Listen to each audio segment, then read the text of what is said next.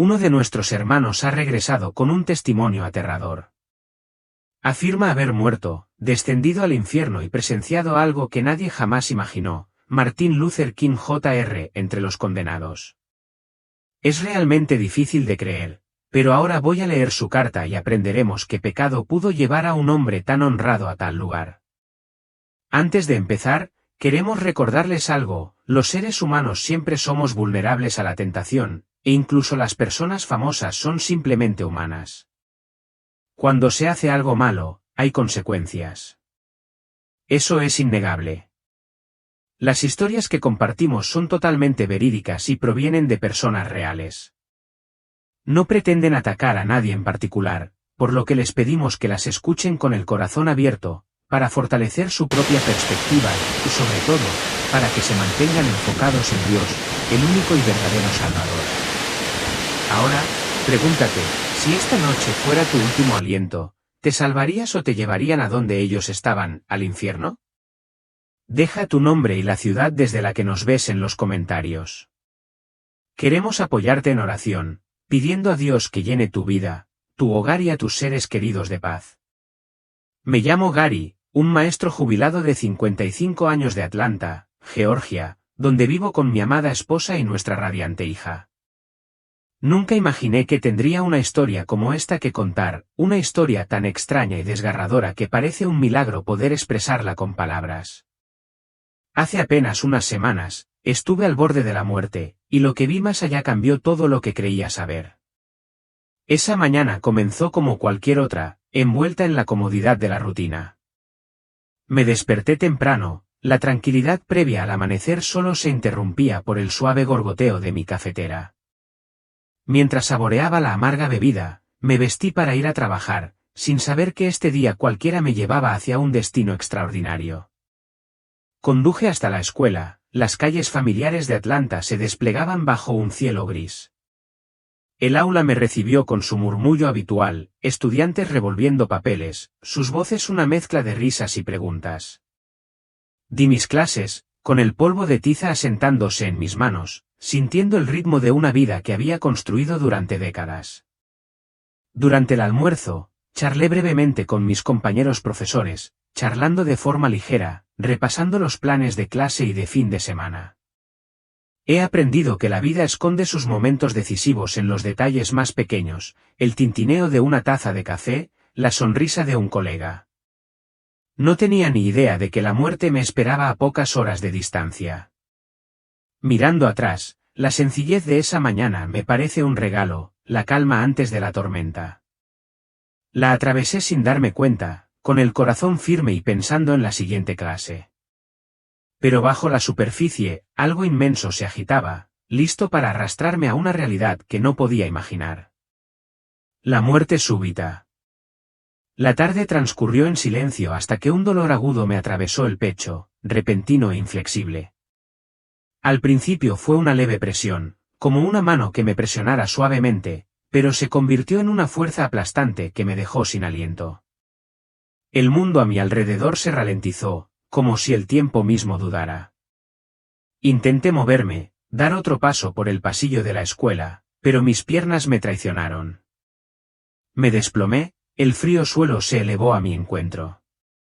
Las voces se arremolinaban, mis compañeros, sus gritos de auxilio se desvanecían en un zumbido lejano, como ecos en un vasto cañón.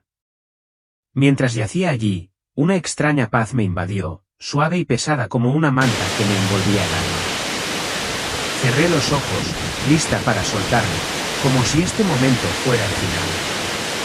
Pero en lugar de oscuridad, me sentí atraída, arrastrada hacia un túnel que me engulló por completo.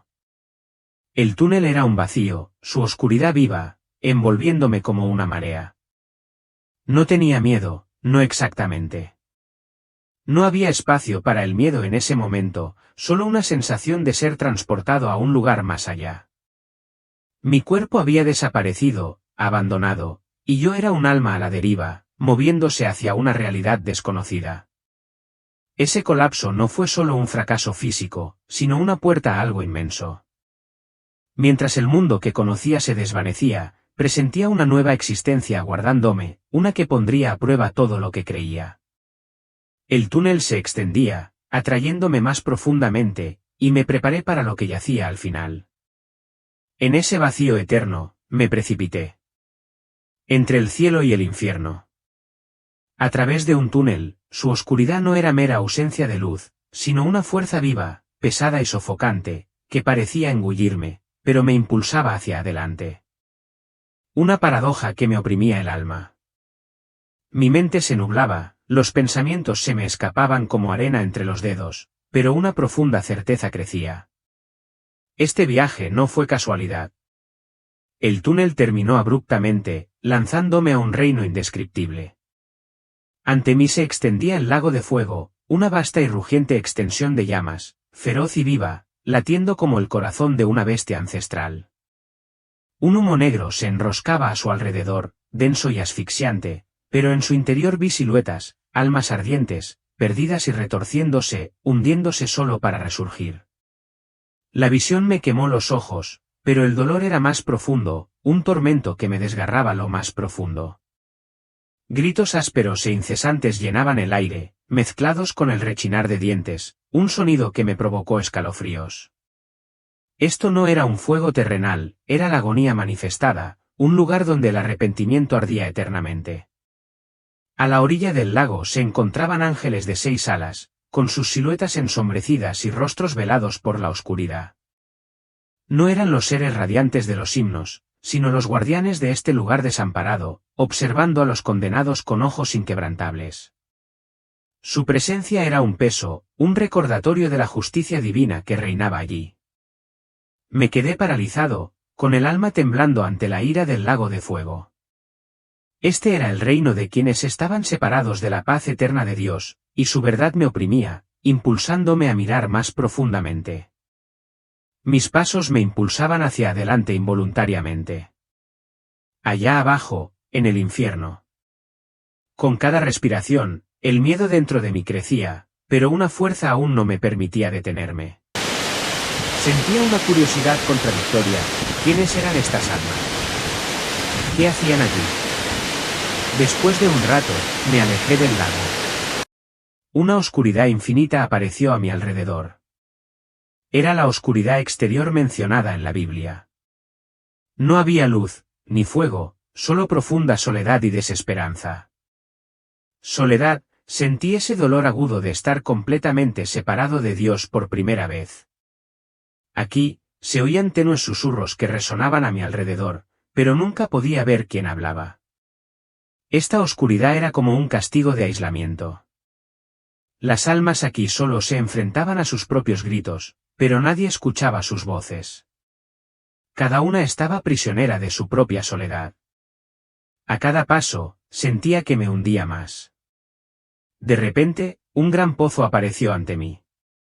Allí se encontraban quienes sufrían el castigo de la consumación, las almas buscaban riqueza y alimento con las manos, pero cada vez se topaban con un vacío que se les escapaba. Cada uno había perdido lo que tenía en el mundo y ahora se retorcía en un hambre e insatisfacción sin fin. Sus rostros estaban llenos de dolor, pero se ahogaban en un hambre insaciable. Todo lo que tenían en las manos se les escapaba, y sus palmas eran como agujeros, perdiéndolo todo. Esta escena me aterrorizó. Pude ver el vacío y la insatisfacción con mis propios ojos. Estas almas estaban condenadas a vivir en un vacío que jamás se llenaría. Todo parecía una ilusión, pero su dolor era real. La oscuridad se hizo más espesa a medida que me adentraba más y su peso se filtraba en mi mente. Encuentro con Martin Luther King Jr.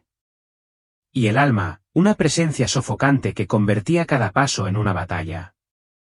Este lugar, interminable en sus tormentos, parecía albergar secretos a la espera de ser desentrañados, verdades que temía y que necesitaba afrontar.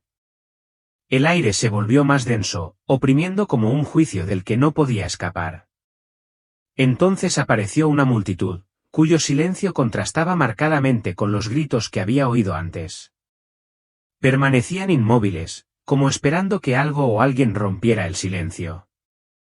Su presencia era diferente, cargada de anticipación, y mi corazón se aceleró al pasar entre ellos. En el centro de la multitud se alzaba una figura que me dejó sin aliento, Martin Luther King Jr. Su rostro inconfundible, aunque cansado, con los hombros hundidos bajo una carga invisible.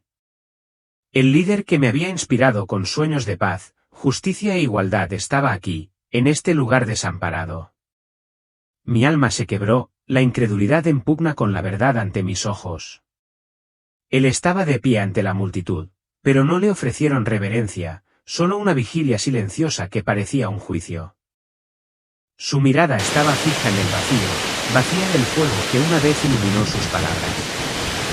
Verlo tan disminuido, tan destrozado, me invadió una oleada de tristeza, más aguda que cualquier miedo. ¿Cómo era posible? El hombre cuya voz había moldeado mi vida, cuyas enseñanzas había atesorado, ahora estaba. En las profundidades del infierno, las preguntas se agitaban en mi mente, cada una herida, mientras luchaba por reconciliar al héroe que había conocido con el alma que tenía ante mí. La oscuridad parecía latir, prometiendo respuestas que no estaba seguro de querer. ¿Por qué Martin Luther King Jr. terminó en el infierno? Martin Luther King Jr. estaba ante mí, su presencia era una paradoja que me desgarraba el corazón. Su rostro, antes lleno de determinación, ahora reflejaba un profundo cansancio. Su mirada, vacía, fija en un horizonte que solo él podía ver. No podía creer que fuera él, pero su postura encorvada y su lucha silenciosa gritaban una verdad que no podía negar. Abrió la boca como para hablar, pero no le salieron palabras, solo un silencio que hablaba más fuerte que sus grandes discursos. Los recuerdos me inundaron, su voz resonando, encendiendo la esperanza, predicando igualdad y paz. ¿Cómo pudo esa voz, esa visión, conducirme a este lugar de tormento? ¿Te sorprende verlo aquí? Resonó una voz fría y penetrante, atravesando mi asombro. Martin Luther King Jr. era venerado por el mundo, pero tú desconocías sus pecados ocultos. Yo sí. Las palabras no provenían de un cuerpo, sino de la oscuridad misma, un susurro telepático que me heló el alma. Una imagen cruzó mi mente, King de joven, con los ojos llenos de propósito, una visión de un mundo mejor. Pero tras él, una sombra se cernía, tenue al principio, creciendo con cada paso. La voz susurró, pecados ocultos, y vi las grietas en la imagen que tanto había atesorado. Los valores que predicaba, justicia, igualdad, eran reales, pero sus luchas privadas los ensombrecían. La oscuridad crecía mientras observaba, un recordatorio de que incluso los héroes tienen defectos invisibles para quienes los elevan. Me dolía el corazón, dividido entre la admiración y la incipiente verdad de su caída. Esta revelación era solo el comienzo, un atisbo de un hombre que creía conocer. La voz prometía más, una verdad que desenredaría la leyenda y expondría el alma. Me quedé paralizado, con el alma temblando mientras la oscuridad esperaba mostrarme más. Justo cuando el susurro se desvaneció, la oscuridad volvió a cambiar. Las densas sombras se abrieron como cortinas descorridas, y de repente, ya no estaba en las profundidades del infierno. Me encontraba en un reino diferente, uno que no parecía ni el cielo ni el infierno, sino algo intermedio. El espacio latía con juicio y claridad, un tribunal de otro mundo. En el centro estaba Martin Luther King Jr., no encadenado ni atado, pero aún inmovilizado por una fuerza invisible, como si su alma supiera que era hora de rendir cuentas. A su alrededor se congregaban innumerables figuras, algunas radiantes de luz celestial, otras envueltas en sombras, representando los testimonios de ambos cielos. No hablaban, pero su sola presencia declaraba que esta no era una evaluación cualquiera. Era el juicio de un ícono público, cuyas acciones habían repercutido en diversas naciones. Un gran ángel presidía, sin sonreír ni fruncir el ceño, portando pergaminos que se desenrollaban interminablemente en el aire. En estos pergaminos estaba escrita cada palabra que Martín había pronunciado, cada sermón, cada susurro, cada pensamiento íntimo que había tocado la esencia de la vida de otros. Era evidente que allí no se ocultaba nada, la transparencia era absoluta, y el juicio no se basaba en la popularidad ni en los aplausos, sino solo en la verdad. Cuando el ángel comenzó a leer, el silencio se apoderó del aire. Palabras incendiarias y atronadoras surgieron, citas de discursos, declaraciones de justicia, sueños de unidad, pero fueron seguidas por anotaciones más silenciosas, los pequeños y secretos compromisos que empañaron esas grandiosas visiones. La multitud de testigos respondió no con alegría ni condena, sino con un solemne reconocimiento de la complejidad, de la grandeza entrelazada con la fractura oculta. Entonces, desde los márgenes de la reunión, surgieron voces, testimonios de personas conmovidas por la vida de King. Algunos eran gritos de gratitud, vidas transformadas por su valentía. Otros, sin embargo, eran voces de quienes habían sido engañados, decepcionados o utilizados para obtener ganancias. Estos testimonios tejieron un tapiz hermoso y desgarrado a la vez, y la atmósfera se estremeció con el peso de un legado sin resolver. De repente, una gran luz iluminó la escena y apareció un trono, no de oro ni de hierro, sino hecho de puro discernimiento. De él surgió una voz sin igual, más profunda que el sonido y más brillante que el relámpago. Era la voz del Señor, y no preguntó, ¿qué construiste?, sino, a la voluntad de quien serviste. Martín tembló, su alma, antes un baluarte de determinación, ahora titilaba como una vela en la tormenta. Intentó hablar, pero su voz se quebró ante la santidad de esa pregunta, y las lágrimas brotaron, no de emoción, sino de revelación al darse cuenta de cuántas veces se había apartado de la instrucción divina al abrazar la alabanza humana. Un silencio volvió a caer, esta vez más penetrante que antes. El ángel no pronunció un veredicto. El juicio ya se había producido en el colapso interior del espíritu de Martín. Su caída no se decidió con el castigo, sino con la exposición, el desmoronamiento de la imagen que había construido ante los demás, ahora contrastada con la verdad eterna. Y entonces comprendí algo aterrador: la influencia pública no protege el alma. De hecho, exige una mayor responsabilidad. Cuantas más vidas tocamos, con más cuidado el cielo pesa nuestros corazones. King no fue condenado por su sueño, sino por los momentos en que, aunque sabía más, eligió otra cosa. Esta prueba no fue solo suya, fue un espejo para mí, para todos los que hablamos, lideramos o afirmamos andar en la verdad.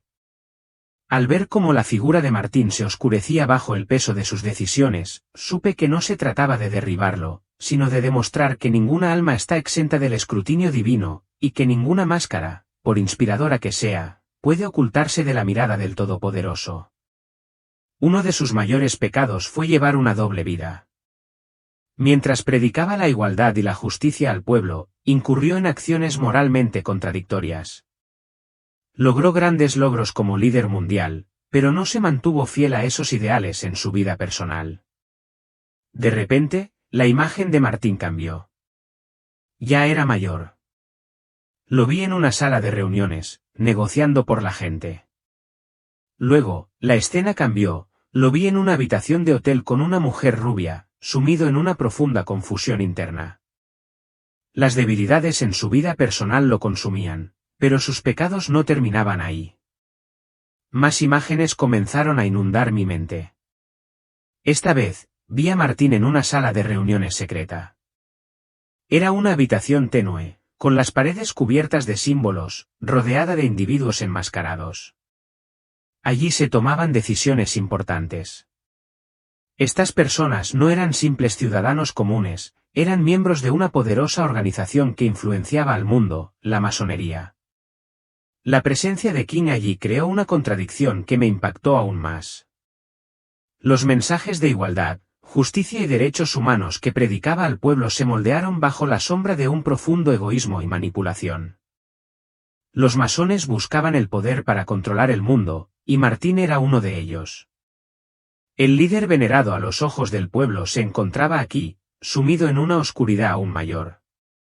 Las estrategias de los masones parecían, en apariencia, dirigidas a mejorar la sociedad, pero tras bambalinas servían a sus propios intereses. La relación de King con los masones me mostró otra faceta suya.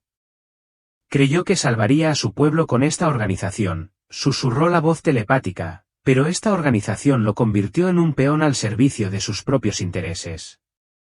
Si bien King mantuvo en secreto su posición dentro de la masonería, también transmitió sus estrategias al pueblo. Esto contradecía por completo los valores que defendía.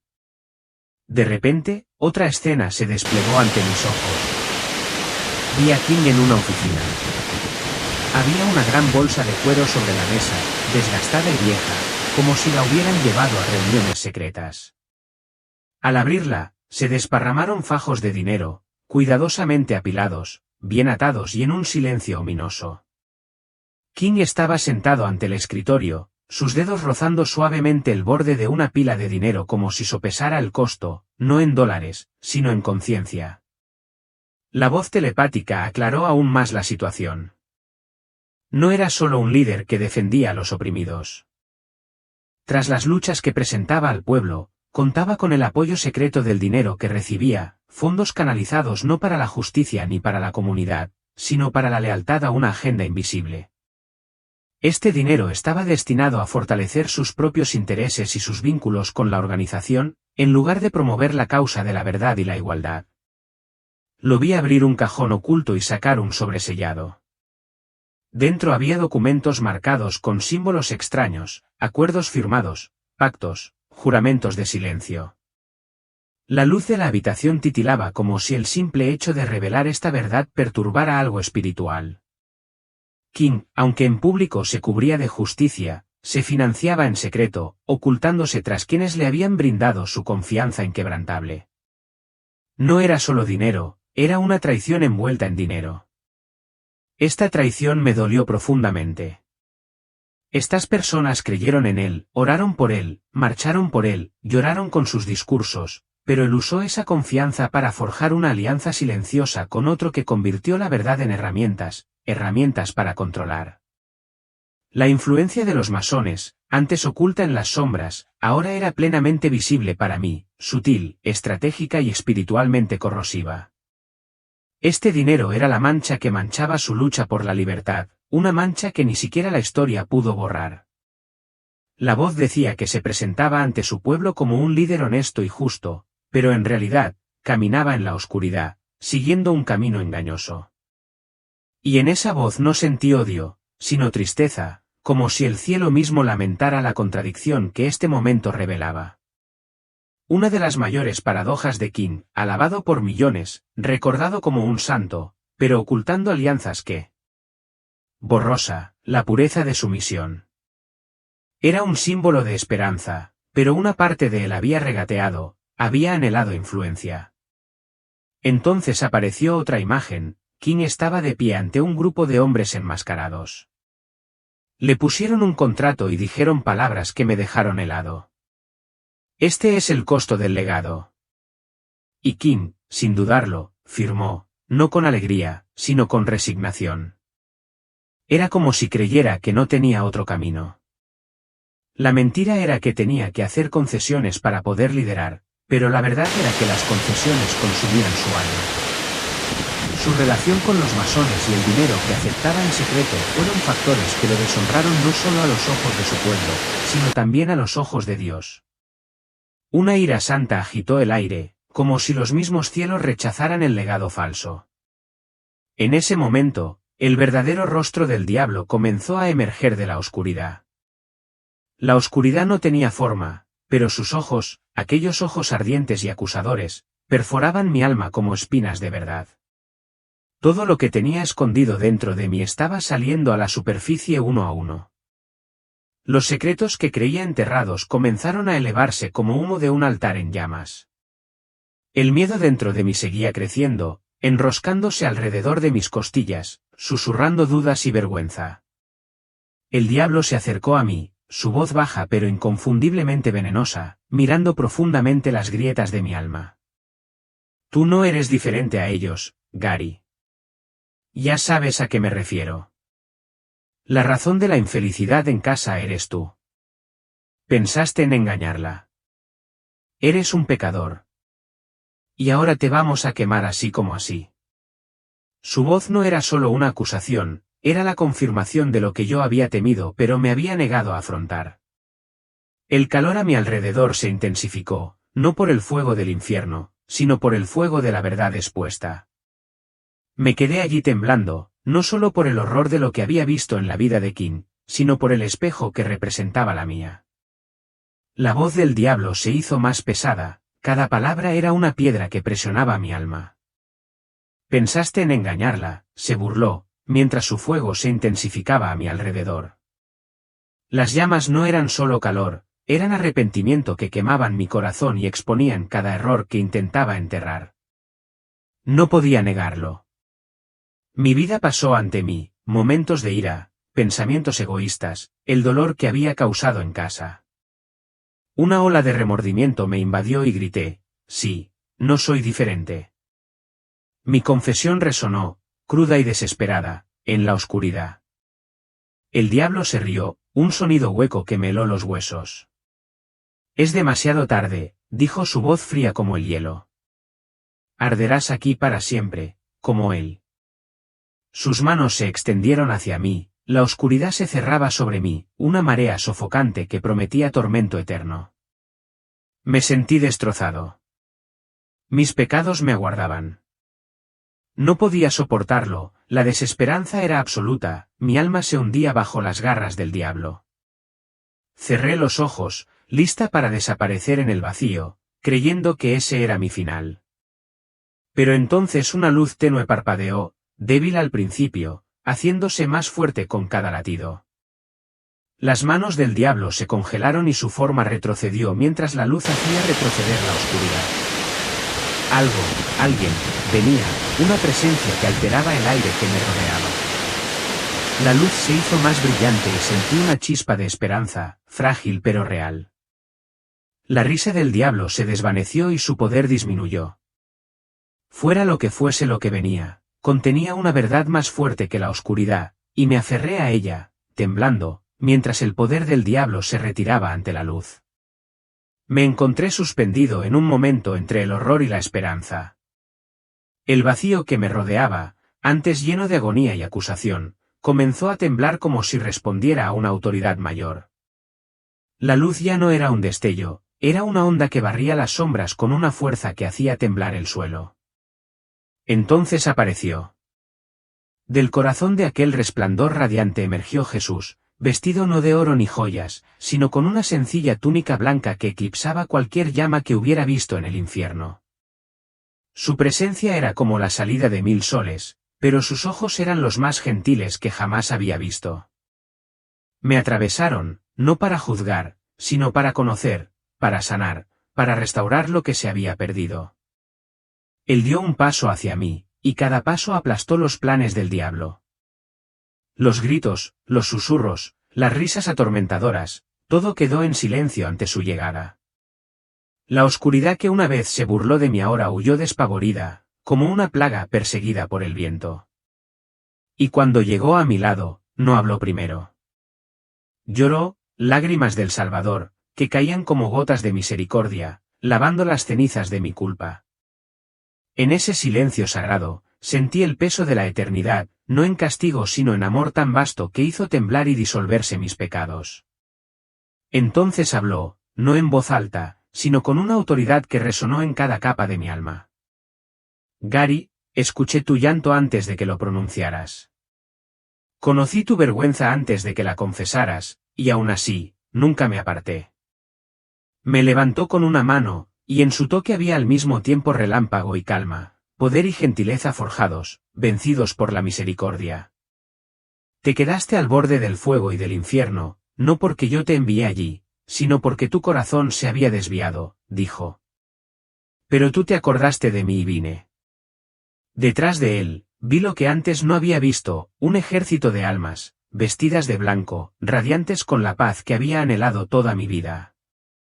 Algunos parecían niños, otros ancianos, todos con rostros radiantes de alegría divina. Estos fueron los redimidos, aquellos que habían clamado como yo y habían sido escuchados. Jesús se volvió y les hizo un gesto. Estos son los que no permitieron que la vergüenza silenciara su arrepentimiento. No están aquí por ser perfectos. Están aquí porque recordaron mi nombre. Luego puso su mano sobre mi pecho. Debes regresar, dijo Jesús, con voz firme y llena de propósito. Hay quienes aún creen que su vergüenza es mayor que mi misericordia. Les contarás lo que has visto, y no añadirás ni quitarás nada a la verdad. La luz creció, elevándome. El lago de fuego, la oscuridad exterior, el pozo e incluso el rostro de Martin Luther King Jr. se desvanecieron tras de mí. En su lugar, una voz susurró a través de los cielos, díganlo los redimidos del Señor. Y luego me desperté. Esta luz apuntaba a un ser que lo cambió todo. Una figura emergió de la luz, la reconocí de inmediato. Era Jesús. Su rostro mostraba una comprensión infinita y sus ojos estaban llenos de profunda compasión. Su presencia hizo retroceder el poder del diablo, la oscuridad comenzó a desvanecerse ante su luz. El rostro del diablo se volvió borroso y retrocedió hacia la oscuridad. Jesús se acercó lentamente a mí y puso su mano sobre mi cabeza. Tu arrepentimiento en tu corazón te salvará, dijo. Toda persona comete errores, pero Dios perdona a toda alma arrepentida. En ese momento, la oscuridad dentro de mí desapareció por completo. Las voces y las risas del diablo desaparecieron, su forma fue borrada completamente por la luz de Jesús. Mi alma se llenó de una profunda paz. Me sentí perdonado. Estaba ascendiendo de ese oscuro infierno a una luz interior. Jesús me miró y sonrió, diciendo: Se te ha dado una segunda oportunidad, Gary. Dios nunca abandona a quienes aceptan sus errores. Al abrir los ojos, respiré hondo. Fue como si la vida volviera a fluir a mis pulmones. Cuando me levanté de la cama, el silencio llenó la habitación. Todas las imágenes que me rodeaban eran como recuerdos grabados en mi mente de lo que había vivido. ¿Fue todo un sueño o fue real? No lo sé. Pero una cosa era segura, ya no era la misma persona. Mi alma fue limpiada y mi corazón se sintió como si renaciera. Lo que viví, lo que vi, fue todo un milagro. Dios me dio la oportunidad de ser perdonado y empezar de nuevo. Si estás leyendo esto, debes saber que siempre hay esperanza. Todos merecen una segunda oportunidad. Ahora, querido oyente, te pregunto, ¿qué opinas de este testimonio? ¿Crees que incluso los más honrados entre nosotros pueden caer, que incluso quienes parecen irredimibles aún pueden salvarse? Comparte tu opinión abajo. ¿Sientes esperanza, duda o convicción? Queremos escuchar tu voz. Escribe tu nombre y ciudad en los comentarios para que podamos orar por ti. Y, por favor, dinos qué parte de esta historia te impactó más. Hablemos.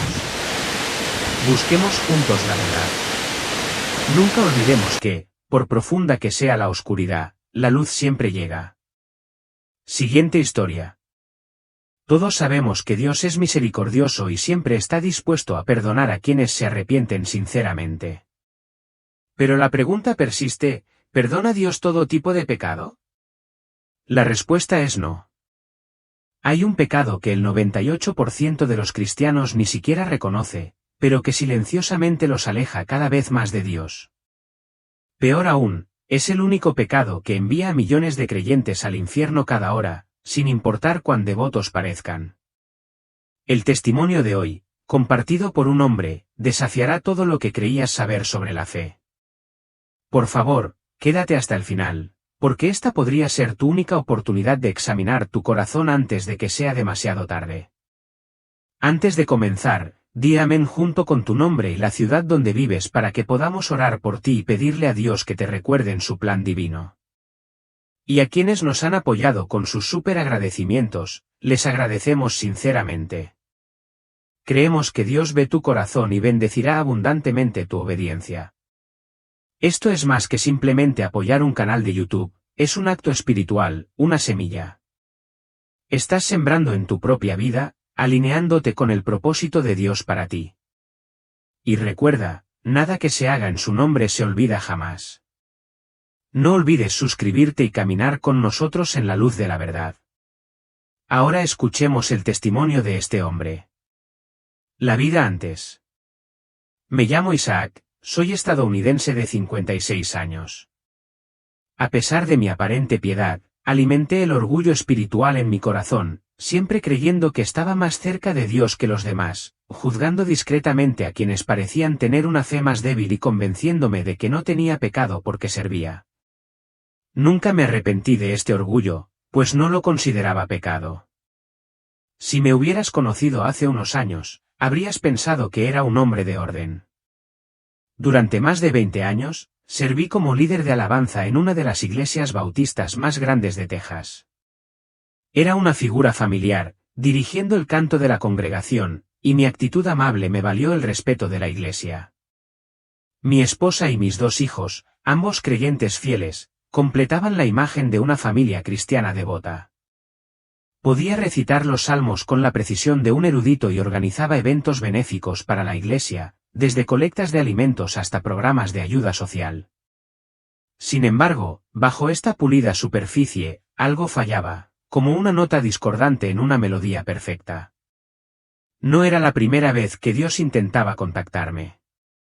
Aún recuerdo un momento de hace casi 20 años, vívido como si hubiera sucedido ayer. A los 19, me atacó una fiebre terrible, mi cuerpo temblaba como si hubiera sido alcanzado por un terremoto. Esa noche, mientras mi madre me apretaba la frente con una toalla húmeda, vi algo, no con los ojos, sino con el espíritu. Flotaba sobre una ciudad desconocida, suspendido en un vacío gris sin sol ni estrellas, solo niebla. 2 imponentes estructuras emergieron de la niebla y se derrumbaron en segundos, como si las hubiera golpeado una fuerza invisible. La gente se dispersó abajo. Algunos gritaban nombres, otros rezaban, otros caían y no se levantaban. Un viento polvoriento me azotó la cara. Entonces, la oscuridad me envolvió. Desperté temblando y compartí la visión con mi pastor, quien la ignoró con una sonrisa incómoda. Solo la fiebre, déjala ir. 10 días después, las noticias transmitieron la misma escena, 11 de septiembre de 2001, Nueva York, las Torres Gemelas. El grito de mi madre resonó con la visión, hasta el humo que ahogaba el aire como un sudario de muerte. Nunca volví a ser el mismo, pero no me convertí en el hombre que debería haber sido. En cambio, me retiré. El alma abandonó el cuerpo. En silencio, dirigiendo el culto, sirviendo con diligencia y manteniendo la imagen de un buen cristiano, ignoré esa voz interior, apagándola como una vela apretada entre los dedos.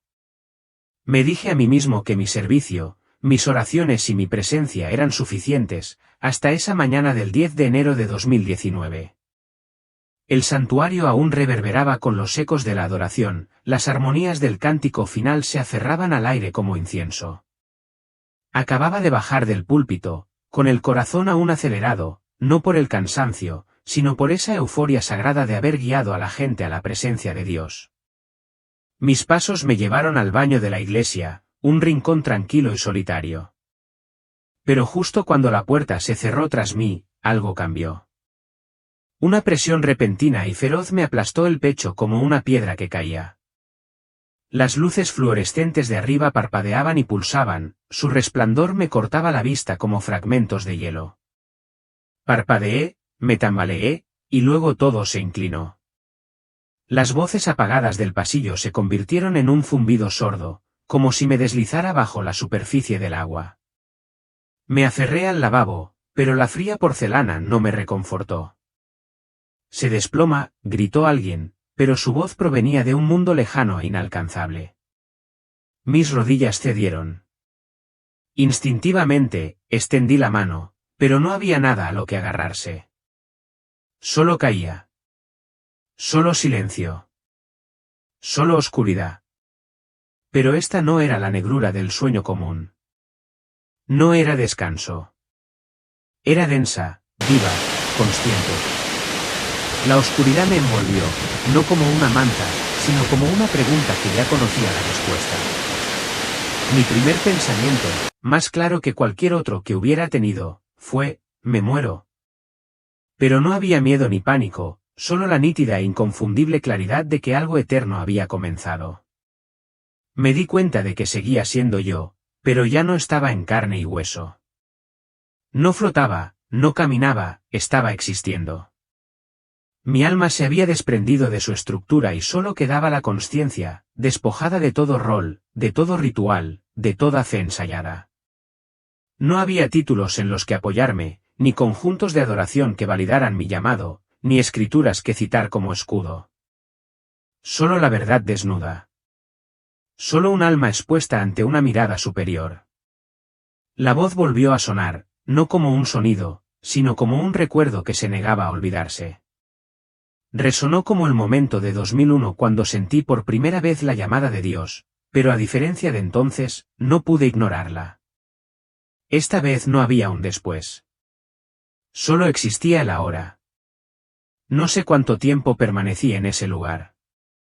Era atemporal, no vacío, sino pleno. La oscuridad estaba viva. Tenía memoria, inteligencia, ojos, y me miraba con una sabiduría que desconocía. No había sonido, pero el silencio latía profundo y rítmico, como el latido de la eternidad. No tenía pulmones, pero algo en mí jadeaba. No tenía carne, pero lo sentía todo. Mi aliento terrenal había cesado, pero mi espíritu ardía con más intensidad de lo que jamás imaginé. Era un alma, sola, esperando lo que vendría después. Entonces algo cambió. Encuentro con el infierno.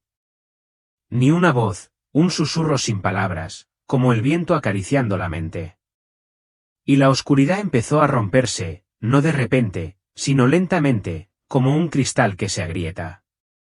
Una grieta de luz se abrió ante mí y me atrajo. Me encontré en un lugar que ninguna palabra puede describir con precisión. Parecía un jardín, sí, pero no como los que se cultivan en la tierra. Era un jardín roto, sin alma. Los árboles estaban retorcidos, como si hubieran sufrido demasiado, las ramas dobladas hacia el suelo como manos en eterna oración. El suelo bajo mis pies estaba seco, pero no muerto. Respiraba, y respiraba dolor. Caminé descalzo, pero no sentí dolor, solo arrepentimiento, no el mío, sino el de otros, el de millones.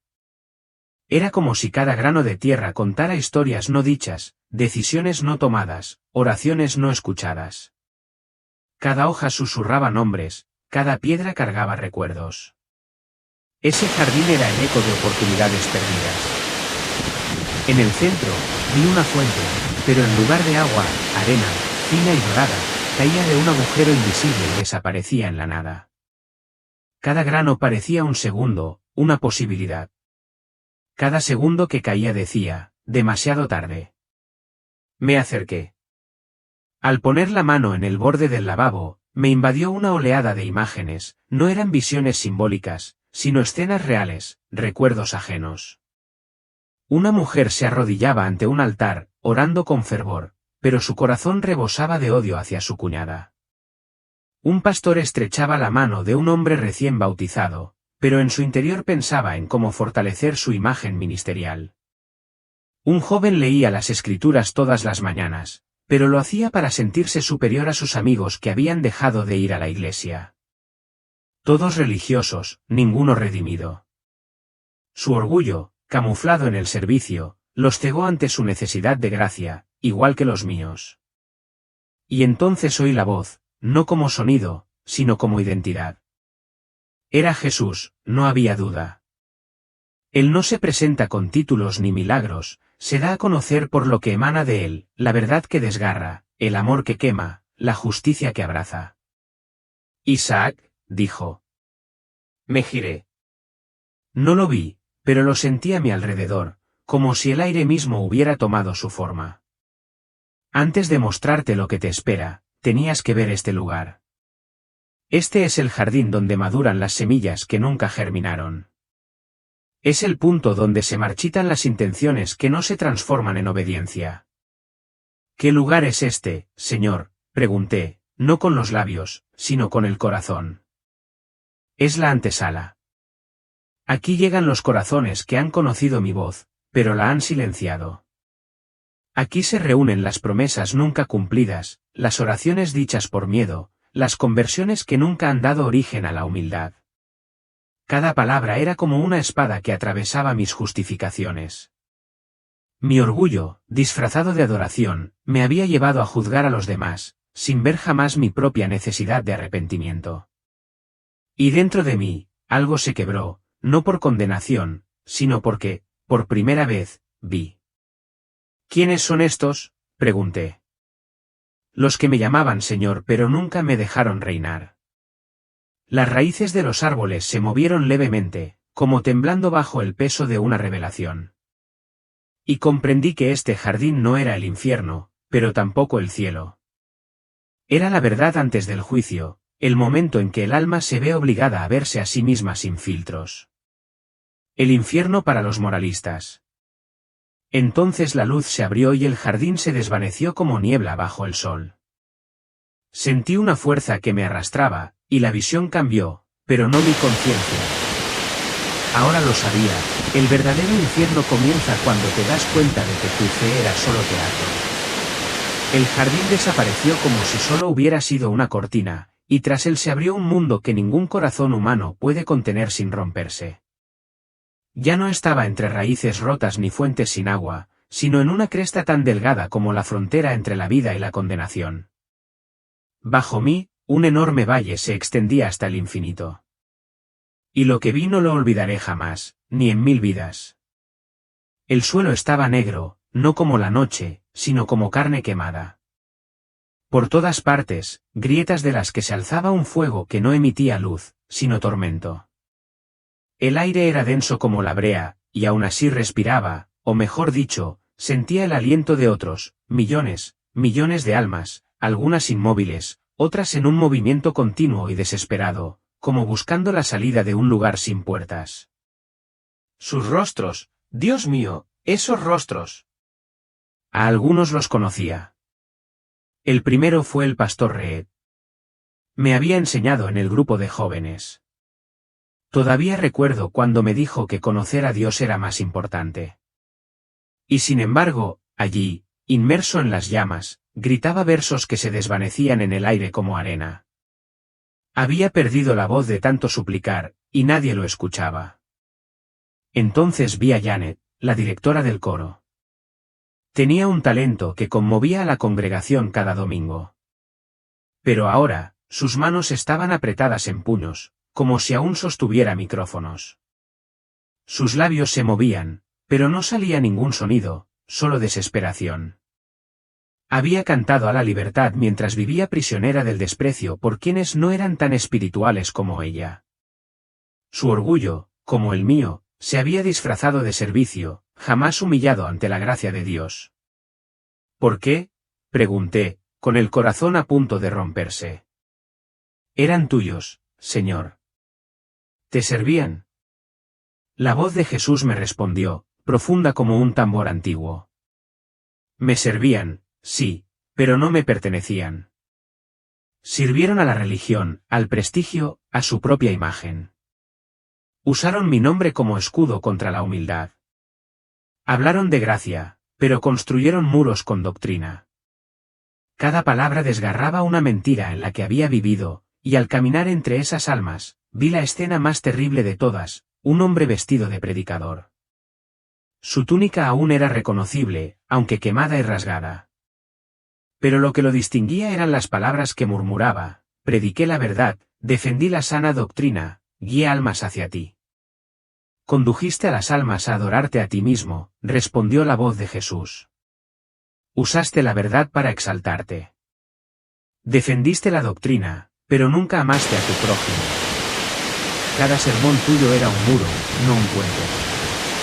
Su orgullo impenitente, camuflado en el ministerio, había sellado su destino, tal como amenazaba con hacerlo el mío. No solo me mostraron el infierno, sino que me hicieron sentirlo. Cada paso adelante era como atravesar un velo tejido con los gritos de los condenados. Pero lo que más me impactó no fue el fuego ni el tormento. Fue la razón por la que estaban allí. No eran asesinos ni blasfemos. No eran ladrones ni brujas. Eran cristianos, y no habían caído por pecados obvios y externos que el mundo considera malos. No, Esto era algo mucho más insidioso, un pecado más silencioso, un engaño más peligroso. Estaban allí porque creían que ya estaban salvos, sin dejar que la salvación transformara realmente sus corazones. Mientras estaba entre ellos, el aire estaba cargado no solo de humo, sino también de la carga del arrepentimiento. La voz de un hombre se abrió paso, temblorosa, con lo que al principio sonó como indignación. Alimentaba a los pobres, gritó. Trabajaba en el albergue de personas sin hogar, rezaba cada mañana. Pero tenía los puños apretados, la mandíbula apretada. Su grito no era de tristeza, sino de derecho. Y la voz del Señor llegó, no fuerte, pero con una claridad devastadora. Sí, pero lo hiciste para aliviar tu culpa, no para amar. Juzgaste a otros por no servir como tú, y en tu corazón te creíste superior. Hiciste el bien, pero nunca te rendiste. Seguí caminando, pero sentía más como si me hundiera. Cada alma era como un fragmento de mi propio reflejo. En sus pensamientos, veía los míos, en sus oraciones, oraciones ofrecidas más por costumbre que por intimidad, oía ecos de mi propia voz. Esto no era solo un testimonio ajeno, era una disección lenta y aguda de mi propia vida espiritual. Entonces vi algo que me detuvo en seco, un recuerdo. Yo mismo, no en el tormento, sino arriba, en vida, de pie en la iglesia durante el culto, con las manos en alto y los ojos cerrados, la imagen misma de la devoción. Pero la verdad yacía bajo la superficie. Había visto a un hombre cerca de la primera fila con un abrigo sucio y zapatos rotos, y en mi corazón me estremecí, ¿qué hace alguien como él aquí? Ese pensamiento había pasado como una sombra, desapercibido en el momento, pero ahora, aquí en la eternidad, rugía como un trueno. Mi orgullo se había revestido de piedad. Mi corazón había juzgado mientras mi boca cantaba santo. Sin carne, caí de rodillas, con el espíritu doblegado bajo el peso de la revelación como metal en un horno. Y Jesús habló de nuevo, con una voz más triste que airada: los cementerios de la religión están llenos de quienes confundieron la actuación con la relación, quienes vistieron la fe como un uniforme, pero nunca me invitaron a entrar en sus corazones. No escudriño tus labios ni tus acciones. Escudriño los motivos. Escudriño el corazón. Y en ese instante, el velo de mis ilusiones se desgarró. Comprendí, el infierno no es solo un lugar de castigo. Es donde toda imagen falsa se derrumba, donde el orgullo, vestido con las vestiduras del servicio, queda al descubierto. Este pecado, el único pecado que no podía ser perdonado, no era un delito oculto, sino la negativa a admitir la necesidad de perdón. Era autojustificación, la creencia de que somos lo suficientemente buenos, de que nuestras obras nos validan, de que nuestros rituales nos salvan. Pero la salvación nunca se gana. No es una lista de verificación, es una rendición. Y quienes nunca se inclinan en lo más profundo del corazón, por muy santos que parezcan en público, simplemente construyen hermosas máscaras sobre altares vacíos. Ese fue el tormento que vi, esa fue la verdad que tuve que afrontar y ahora te la traigo. No sé cuánto tiempo pasó entre la visión del Valle de Fuego y lo que vino después. En ese reino, el tiempo fluía como el humo, visible, pero imposible de comprender. Los momentos no se sucedían como en la tierra, simplemente aparecían, como despertares repentinos de sueños que nunca elegiste. Sin previo aviso ni transición, fui transportado de nuevo. No fue obra mía, una voluntad superior, soberana y precisa, había decidido la siguiente verdad que debía ver. Y así, llegué, sin un sonido, sin un paso, sino simplemente me encontré presente en un lugar que era a la vez ninguna parte y todas partes. No había llamas allí, ni aullidos de condenados, ni demonios atormentando. Reinaba un silencio inquietante. El aire cargaba un silencio demasiado denso para ser pacífico. A mi alrededor flotaban rostros, cientos, quizá miles, incorpóreos, suspendidos en un vacío sin suelo ni cielo. No parpadeaban, no se movían, pero cada rostro estaba impregnado de agonía. No gritaban, pero su silencio gritaba más fuerte que cualquier grito. Este no era el sufrimiento del dolor infligido, sino de la verdad revelada. Estas almas fueron aplastadas no por la tortura externa, sino por el peso insoportable de la autoconciencia.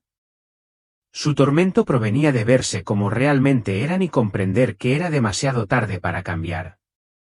El dolor que soportaban no estaba en su carne, pues ya no les quedaba carne, estaba en sus almas, en carne viva, desnudas, expuestas ante la santidad.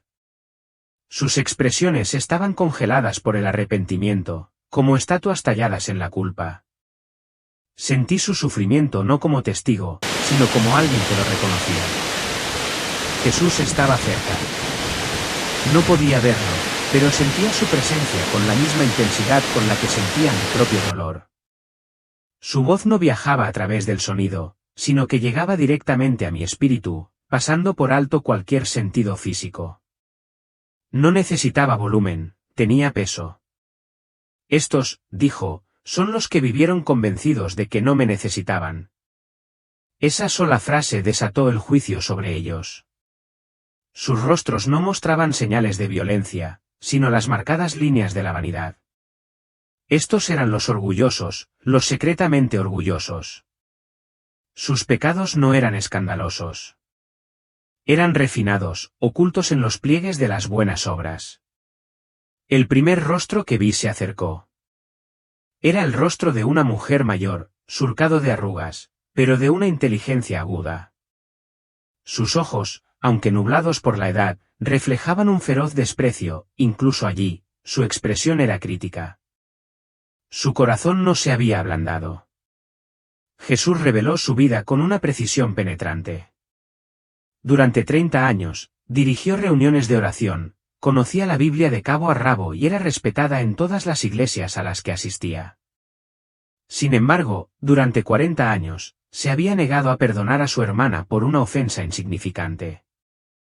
Pronunciaba las palabras, te perdono, como un ritual, pero el resentimiento lo impregnaba como un perfume que solo ella podía oler. Sus oraciones eran fluidas, pero su corazón estaba cerrado. Ella se desvaneció, y otro rostro reemplazó el suyo. Este era más joven, un hombre con el brillo del carisma aún aferrado débilmente a sus rasgos. Lo reconocí, había dirigido el culto en una conferencia que una vez vi en línea. En la tierra, su voz había conmovido a miles. En este mundo, su mirada estaba vacía. No había cantado para glorificar a Dios, había cantado para glorificarse a sí mismo. Vivía del aplauso como una droga, necesitando la alabanza de los hombres más que la aprobación del cielo. Cada canción que cantaba, cada mano que se alzaba bajo su voz, era un ladrillo más en el monumento que se construía a sí mismo. Uno a uno, los rostros desfilaron ante mí, cada uno con una historia. Algunos los conocía, otros me recordaban a mí mismo. Sus vidas estaban llenas de servicio religioso, dar, asistir, liderar, pero tras su devoción se alzaba un ídolo que nadie se había atrevido a nombrar, el yo. El orgullo, dijo Jesús, es el más disimulado de todos los pecados. Se disfraza de humildad. Se esconde tras la generosidad, la disciplina y el celo. Habla con piedad y lleva una Biblia, pero en el fondo solo busca una cosa, ser exaltado, ser adorado. Entonces apareció un rostro que conocía demasiado bien, el mío. Pero no era yo quien estaba allí ahora, era yo en un recuerdo, sentada en una reunión ministerial, escuchando a una hermana en Cristo compartir su lucha. Sonreí, asentí, incluso cité las Escrituras, pero en mi interior la juzgaba. Creía que si tuviera mi nivel de fe, no estaría luchando. Nunca me había arrepentido de ese pensamiento. Nunca lo consideré un pecado, pero ahora, bajo la luz de la presencia de Dios, se exponía como el veneno que era, orgullo, sutil, silencioso, sonriente, no en rebeldía sino en superioridad religiosa. Jesús habló de nuevo, y su voz ya no era solo sincera, sino tierna, terriblemente tierna. El orgullo hace esto, dijo. Te da la ilusión de que estás bien.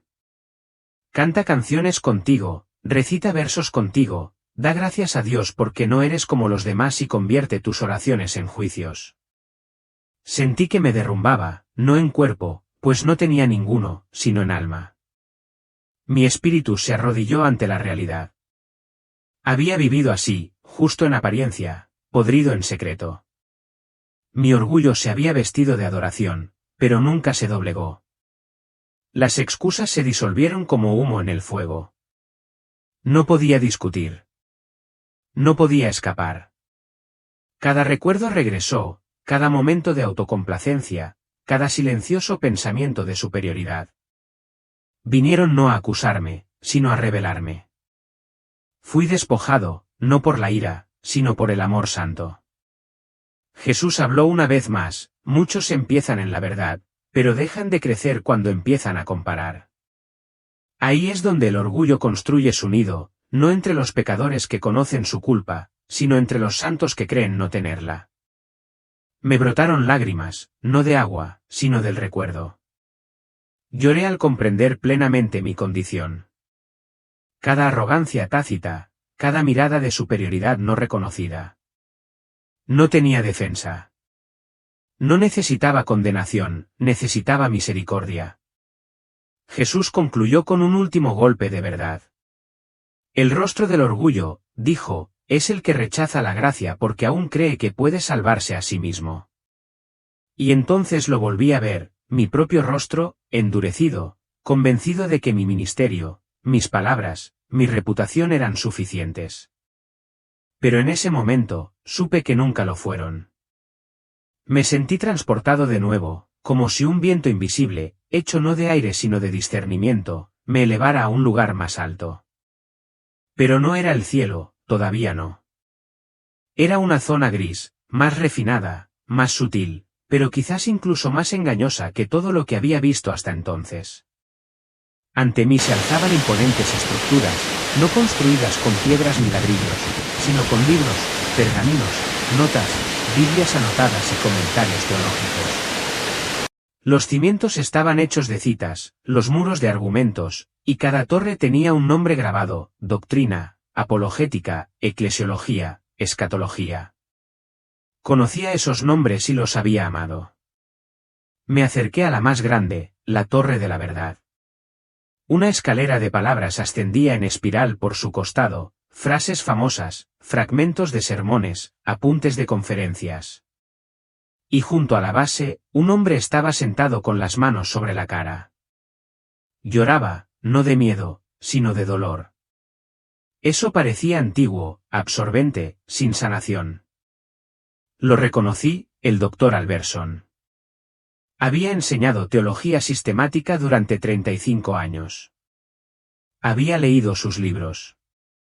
Había subrayado sus citas. Había formado a generaciones enteras de predicadores, pero ahora estaba allí, cabizbajo, solo. «Profesor Alberson», pregunté, aunque no tenía labios. Levantó la vista. Sus ojos ya no reflejaban orgullo ni sabiduría, solo vacío. Lo sabía todo, dijo, pero no conocía a nadie. Jesús habló detrás de mí. Conocía cada aspecto de mi palabra, pero nunca se dejó amar por ella.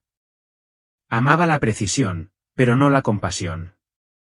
Defendía la verdad, pero no la vivía. Había construido una torre, no un hogar. Miré a mi alrededor. Decenas, cientos de almas vagaban por aquellos lugares. Algunas subían las escaleras, recitando versículos, discutiendo, corrigiéndose. Una citaba a Agustín, otra a Calvino, otra seguía comparando traducciones de la Biblia, sin embargo, todas permanecían en silencio. Nadie ascendía realmente. Era una subida ilusoria, un movimiento perpetuo de palabras ingrávidas. Una discusión me llamó la atención. Dos hombres debatían acaloradamente sobre la interpretación de un pasaje del Apocalipsis. Uno dijo: el rapto ocurrirá antes de la tribulación. El otro: no, durante. Y así siguieron hablando sin parar.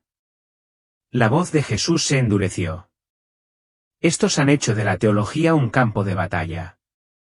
Han cambiado mi evangelio por un campo de batalla intelectual. Cada palabra suya era una bala, cada verso una espada, pero nunca lloraron por un pecador, nunca abrazaron a los débiles. La verdad se convirtió en su corona, pero no en su cruz. Me arrodillé. Ya no podía negarlo. Yo también, muchas veces, había argumentado para defender la sana doctrina, pero no por amor. ¿Cuántas veces había corregido a alguien para sentirme superior, no para sanarlo? Había confundido el contenido de la verdad con la posesión de la verdad, como si fuera mía, como si fuera una medalla para exhibir. Mi orgullo había prosperado en estos debates, velado por mi papel en la adoración, sin buscar jamás el arrepentimiento. Y Jesús añadió con voz más suave, la verdad sin amor infla. El amor sin verdad engaña. Pero la verdad con amor transforma. ¿Cuántos conocen las Escrituras, pero no se dejan escribir por ellas? ¿Cuántos hablan de la gracia, pero nunca la han recibido verdaderamente? Uno de los hombres que discutían, al notar mi presencia, se dio la vuelta. Tenía los ojos rojos, consumidos. Vine aquí a buscar la verdad, dijo, pero no me di cuenta de que mientras tanto había perdido a Jesús. Luego señaló otro edificio. Era bajo, casi oculto. No había libros ni frases grabadas, solo una puerta sencilla. Sobre ella, una inscripción, bienaventurados los de limpio corazón, porque ellos verán a Dios. Mi espíritu temblaba. Había pasado mi vida intentando comprender a Dios más que conocerlo. Había estudiado sus palabras como un código a descifrar, no como una carta de amor. Y ahora, las torres que había admirado eran sepulcros blanqueados, hermosos, pero vacíos. Jesús concluyó, muchos han construido torres con mis palabras, pero nunca han construido un altar con sus corazones. El orgullo, incluso en el conocimiento, les había impedido a ellos y a mí la verdadera humildad. Mientras las torres del intelecto y el orgullo se derrumbaban tras mí, esos monumentos de teología, conocimiento y superación personal, una quietud sobrenatural llenó el aire. No hubo explosión, ni ruido de derrumbe, ni nube de polvo elevándose hacia el cielo. Cayeron silenciosamente, como un castillo de naipes tocado por la verdad, desintegrándose bajo el peso de su propio vacío. Me volví una vez más, esperando ver ruinas, pero solo había claridad, como un velo descorrido. Y desde esa claridad, apareció un camino. Pero este camino no estaba tallado en piedra ni formado de polvo. Estaba hecho de una luz suave y viva, suave como el amanecer, pero profunda como la eternidad. Al pisarlo, no sentí movimiento, sino transformación. Cada paso me despojaba de otra capa de engaño, como si me estuviera quitando ropas que no sabía que llevaba, ropas de autocomplacencia, de actuación, de canción. Con cada respiración, me sentía más ligero, más real. Y entonces el mundo ante mí cambió. Un valle se desplegó en la distancia. Pero a diferencia de los valles que había visto en el reino del juicio y el tormento, este irradiaba paz. No amenazaba ni me devoraba, me daba la bienvenida. No había cadenas, ni llantos, ni sombras, solo vida, vibrante y desbordante. Los árboles se erguían altos y nobles, con raíces invisibles pero inquebrantables, bebiendo profundamente de algo eterno. Sus hojas brillaban no con la luz del sol, sino con su aliento, su movimiento, su canto. No caían, danzaban al viento, respondiendo como si también estuvieran adorando. Y en ese lugar sagrado los vi, a los redimidos. No había halos, ni coronas de oro, ni grandes mantos ni trompetas que anunciaran sus hazañas. No marchaban con orgullo ni proclamaban su presencia. En cambio, se movían con quietud y determinación, vestidos de humildad como la luz del sol se aferra al rocío de la mañana. Y de alguna manera, en cada mirada, cada sonrisa, cada simple gesto, una especie de brillo sagrado los atravesaba, no era suyo, sino como si el cielo fluyera a través de su ser, como la luz a través de un cristal. A un lado vi a una mujer doblando con delicadeza una sábana blanca sobre una cuerda tendida entre dos árboles. No tenía nada de extraordinario en apariencia, pero en ese momento, sus manos se movían con tanta gracia, con tanta intención, que parecía un acto sagrado. Jesús habló con dulzura a mi lado. Esta mujer lavó ropa para enfermos durante 40 años. Sin aplausos ni tribuna, pero el cielo registró cada pliegue de sus manos. Cada paño que limpiaba era una oración de servicio, cada enjuague, un canto de compasión. Cerca de allí, un anciano caminaba lentamente, apoyado en un sencillo bastón de madera. Tenía la espalda encorvada, el rostro curtido por los años, y sin embargo, cada paso transmitía una reverencia, como si supiera cosas no dichas. Jesús continuó, este hombre oraba por su vecindario todas las noches. Nadie lo sabía. Al morir, la gente pensó que había hecho poco, pero sus oraciones redirigieron desastres, sanaron enfermos y fortalecieron líderes. Él sabrá en el cielo lo que sus rodillas lograron en la tierra. Luego había un niño, no debía de tener más de 10 años. Su rostro era radiante, inmaculado por el pecado, pero el resplandor que lo rodeaba superaba todo el esplendor de las torres que había visto caer. Era luminoso, santo. Jesús dijo, este niño nació discapacitado. Nunca pronunció una sola palabra en su vida, pero en su silencio, me amó más que muchos que predican. Cada momento de dolor me fue elevado como adoración. Su vida fue una ofrenda constante. Las lágrimas brotaron de mi espíritu, no de tristeza, sino de una comprensión abrumadora. No eran celebridades de la fe, ni teólogos, ni ministros con seguidores en todo el mundo. Eran invisibles en la tierra, pero poderosos en el cielo. Comencé a ver que los verdaderos pilares del reino de Dios no se construían a partir de sermones, sino de la entrega, no de ser vistos, sino de la obediencia secreta. Había una madre arrodillada bajo un árbol, con las manos cansadas y los ojos cerrados, en profunda oración. Los niños jugaban cerca de ella, entre risas. Jesús dijo, ella crió a 5 hijos en la fe. Nadie la aplaudió jamás, pero cada noche ella luchó por sus almas.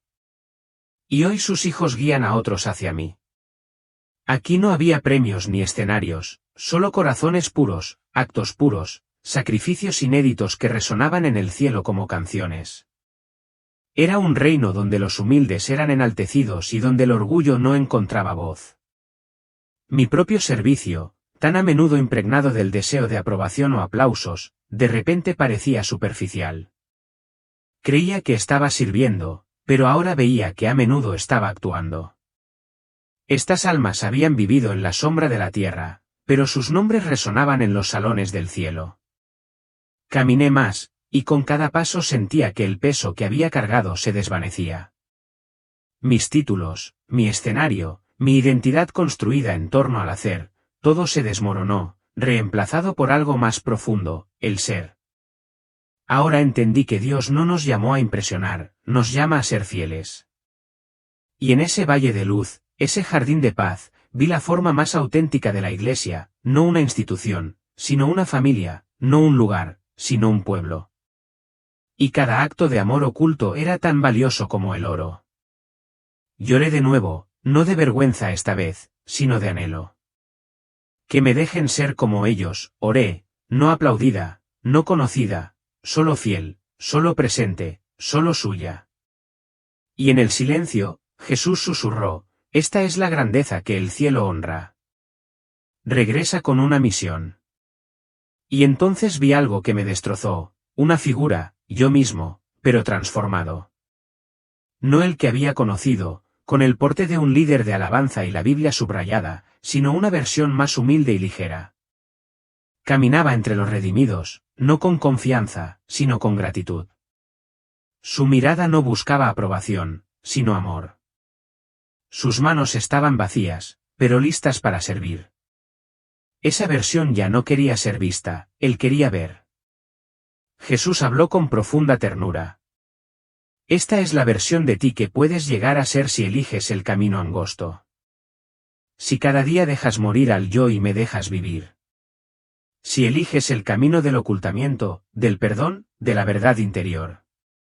Esta versión de ti no está lejos, es posible. Pero requiere que mueras 1000 veces, al orgullo, a la vanidad, al miedo a no ser suficiente. Lo miré.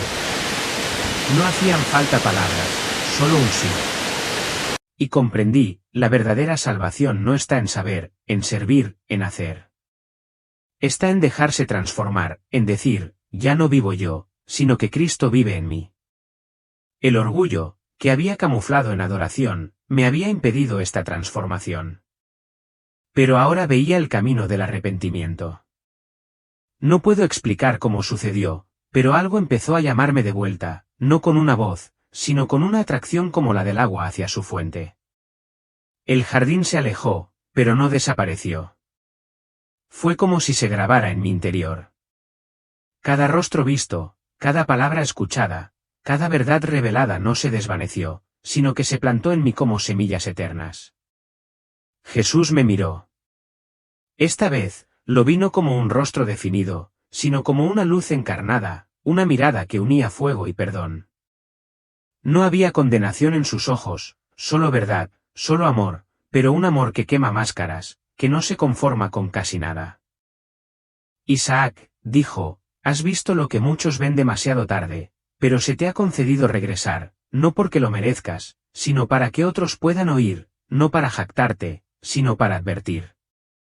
Sus palabras no eran sugerencias, sino fuego grabado en el corazón. Cada hora, cristianos mueren convencidos de su salvación y despiertan en un lugar de separación eterna, no por pecados visibles, sino por orgullo no reconocido, una religión no transformada y oraciones despiadadas. Lo miré con todas mis fuerzas. ¿Cómo puedo vivir ahora sabiendo esto? Vivirás como una lámpara encendida en medio del sueño. No todos te escucharán. Algunos se burlarán de ti. Pero no has sido llamado para convencer, solo para decir. Y quien tenga oídos para oír, entenderá. Luego me mostró una escena, una habitación de hospital, mi cuerpo inmóvil, las manos frías, los ojos cerrados, las máquinas emitiendo un débil pitido, una enfermera revisando el monitor, mi esposa en un rincón con la Biblia en su regazo, susurrando, Dios, tráelo de vuelta, por favor. Es la hora, dijo Jesús, pero recuerda, Isaac, esta vida ya no te pertenece. No vivas para la opinión de los hombres. No vivas para demostrar tu valía. Vive para mí. Anuncia lo que has visto, y deja que mi espíritu continúe lo que he comenzado. Con esas palabras, todo se disolvió, no como el final de un sueño, sino como una cortina que se abría. Abrí los ojos, luz de neón, voces humanas, olor a desinfectante, el pitido rítmico de un monitor cardíaco, una presencia espiritual que se retiraba lentamente, pero no del todo. Había vuelto. Los médicos dijeron que llevaba casi 8 minutos clínicamente muerto. Pero en esos 8 minutos, había vivido una eternidad. Nadie entendía qué había pasado. Tal vez una reacción neurológica, dijeron, un sueño hipóxico. Pero yo lo sabía, y no necesitaba explicaciones. Necesitaba obediencia. Desde ese día, mi vida ha cambiado, no solo en el aspecto estético. Sigo dirigiendo el culto, sigo hablando con la gente, sigo yendo a la iglesia, pero todo es diferente. Antes, oraba por obligación, ahora, oro como quien respira bajo el agua y encuentra una burbuja de aire. Antes, leía la Biblia como un experto, ahora, la leo temblando. Antes, hablaba de Dios, ahora, lo escucho. Ya no intento aparentar algo. Ya no quiero ser tan buen cristiano. Quiero ser auténtico. Quiero ser quebrantado. Quiero ser transformado. Y este es el mensaje que les dejo, si han llegado hasta aquí, no confíen en su corazón si no ha sido quebrantado y sanado. No confíen en su religión si no ha producido humildad. No confíen en sus obras si no brotan de un amor que los ha destruido y reconstruido. Jesús no vendrá por los mejores. Vendrá por los más pequeños, los más humildes, los que han dejado de confiar en sí mismos, los que tiemblan ante su voz, los que se despojan de toda apariencia. Cada hora, alguien muere. Cada hora, alguien despierta en la eternidad. Y con demasiada frecuencia, se dan cuenta de que nunca lo conocieron de verdad. No esperes. No esperes un infarto. No esperes una señal. No esperes a que sea demasiado tarde. El reino de Dios está hecho de corazones desnudos, no de manos limpias. Hermanos y hermanas, si han llegado hasta aquí, no ha sido casualidad. Este testimonio es una llamada de atención. Conclusión. Todos sabemos que Dios siempre es misericordioso, pero pocos se toman el tiempo de comprender verdaderamente cuán profunda y santa es esa misericordia. Dios puede perdonar a un asesino, a un adúltero e incluso a quien lo niega, pero no puede pasar por alto un corazón orgulloso que se niega a arrepentirse. Su misericordia es como un río que fluye constantemente, siempre abierto, pero también es como una puerta, los que no entran se quedan afuera, incluso si el agua fluye ante sus ojos.